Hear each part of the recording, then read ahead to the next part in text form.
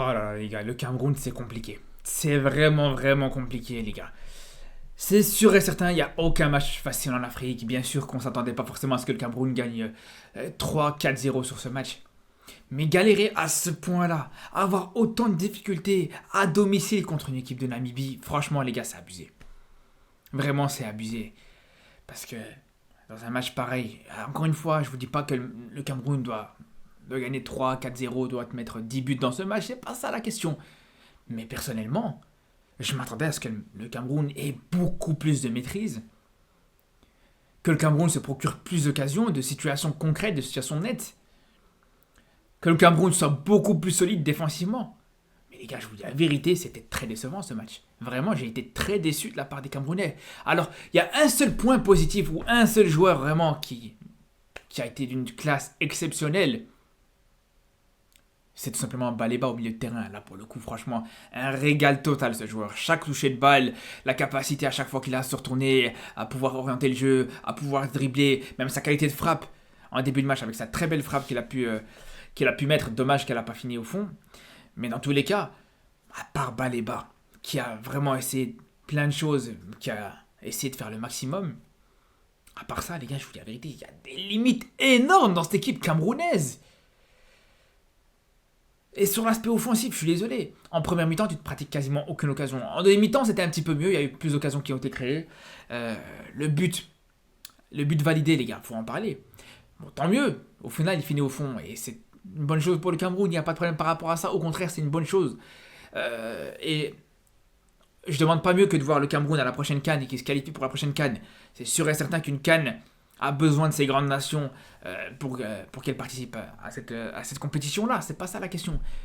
Mais je vous dis la vérité, quand on voit le but très litigieux qu'on a pu voir des Camerounais, il y a des questions à se poser dans le sens où, personnellement, ça veut dire que si tu avais eu la VAR dans ce match-là, ce qui sera le cas pendant la CAN, le Cameroun aurait fini ce match sur un 0-0. Et c'est là où on retrouve un problème, les gars. Je suis désolé. On peut pas me dire ah non c'est rien, voilà le Cameroun a gagné, voilà on va retenir que le résultat. Non, parce que même au niveau du résultat, voilà c'était très compliqué. Donc ça c'est déjà une chose. Après, quand on parle de la prestation des joueurs camerounais, on va pas se mentir quand on voit ce qu'on fait justement les joueurs offensifs comme Aboubakar, comme Bassogog. Moi je vous dis la vérité les gars, ces deux joueurs là c'est très compliqué. Ça devient très compliqué. Ils ont eu des bonnes carrières avec cette équipe du Cameroun, il n'y a pas de problème, surtout Vincent Aboubakar. Mais pour moi, Vincent Aboubakar, il commence vraiment à toucher la fin, les gars. C'est normal, au bout d'un moment, voilà, ça fait des années, le mec, il joue en Arabie Saoudite, ça fait des années que le mec, il joue plus en Europe, etc. C'est normal qu'au bout d'un moment, physiquement, ça va devenir compliqué. Et là, on le voit, physiquement, c'est compliqué, techniquement, c'est compliqué. Au final, voilà, il y a le but qui vient un petit peu sauver ça. Mais je vous dis la vérité, ça n'empêche pas que, voilà, pour ce qui est de Bassogog et de Vincent Aboubakar, pour moi, on voit vraiment les limites. Là, vraiment, va falloir absolument renouveler cette équipe, surtout sur l'aspect offensif et dans le secteur offensif, parce que c'est pas avec ça que tu pourras vraiment faire une grosse canne. À la limite, Mbeumo, franchement, pour le coup, il a vraiment fait des très bonnes choses. C'était pas parfait parce que c'est vrai que souvent il se marchait un petit peu sur les pieds avec Vincent Aboubakar qui était souvent dans la même zone, etc. Mais voilà, malgré tout, on a vu Mbeumo intéressant dans le jeu, se proposer techniquement, vraiment faire des choses intéressantes, combiner avec ses coéquipiers. Voilà, le but, justement, camerounais, il vient de lui aussi, il faut le dire. Il y a plusieurs situations aussi qui viennent de lui, plusieurs occasions et situations camerounaises qui viennent de Mbeumo. Même si c'est vrai qu'à cause du fait que voilà, j'ai l'impression que ces trois attaquants se marchent un petit peu sur les pieds, vu qu'on a trois attaquants qui sont d'un style très proche, c'est pas le même style mais c'est des styles très proches, c'est une équipe qui joue quasiment que avec des avant-centres quand même, faut le préciser ça. T'as trois attaquants, trois numéros 9, trois avant-centres. C'est sûr et certain que t'en auras aucun qui va être mis en valeur pour pouvoir clairement être totalement dominateur et totalement tranchant, les gars. Pour moi, le numéro 9, c'est le roi de l'équipe. C'est le joueur autour duquel tous les joueurs doivent se mettre au service. Tous les joueurs doivent travailler pour un numéro 9 en général, voire deux maximum, et encore.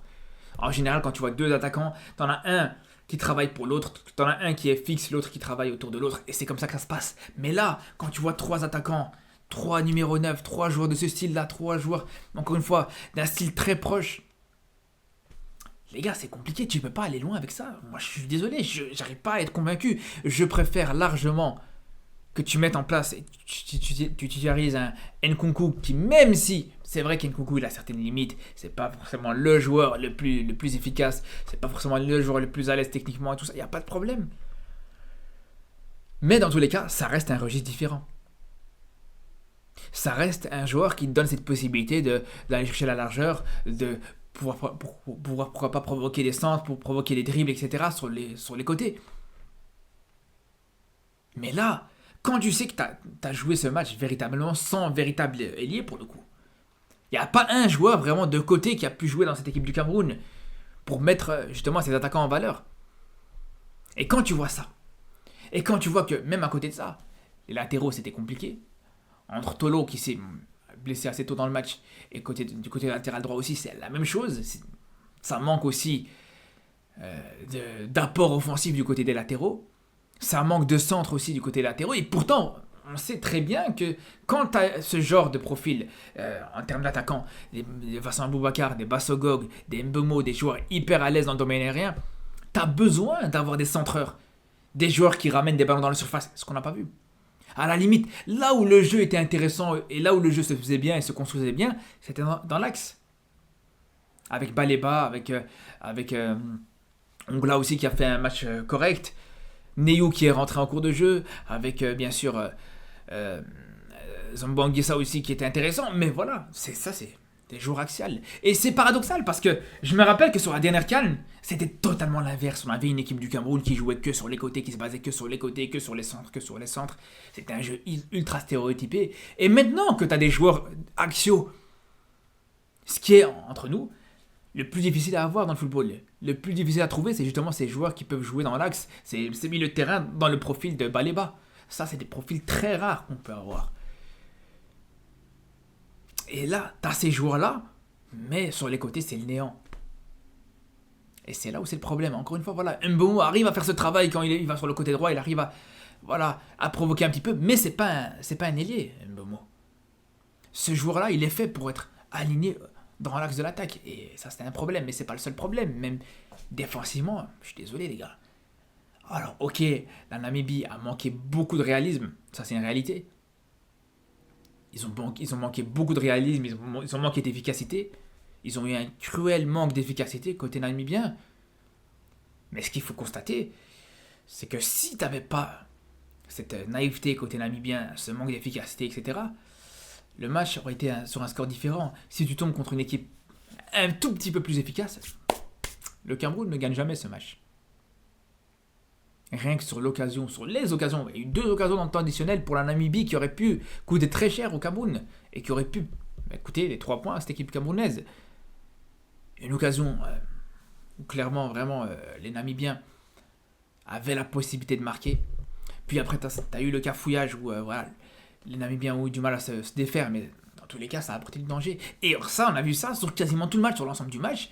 Vraiment, on a vu des contres hyper intéressants côté namibien. Même si c'est vrai qu'en deuxième mi-temps, il y a eu une légère domination, qui s'est un petit peu plus accentuée côté camerounais, faut le dire.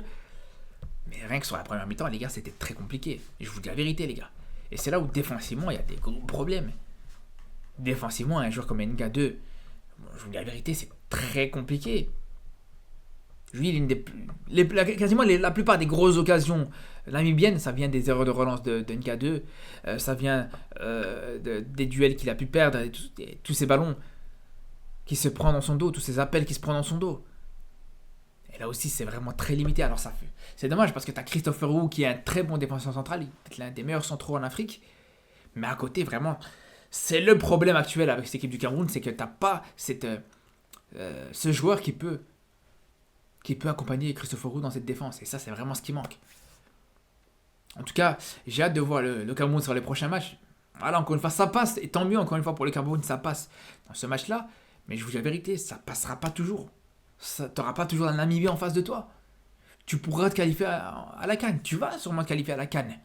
mais t'es largement, largement loin d'être prête ou d'être prêt pour jouer cette CAN. Il n'y a pas forcément de progrès entre le Cameroun de la dernière CAN et ce Cameroun-là. Bref, en tout cas, on va sur ça de très près, comme je vous dis, sur les prochains jours avec cette trêve internationale. On reviendra sur le prochain match du Cameroun et les prochains matchs des équipes africaines. Sur ce, à très bientôt pour de nouvelles vidéos et surtout d'ici là, prenez soin de vous.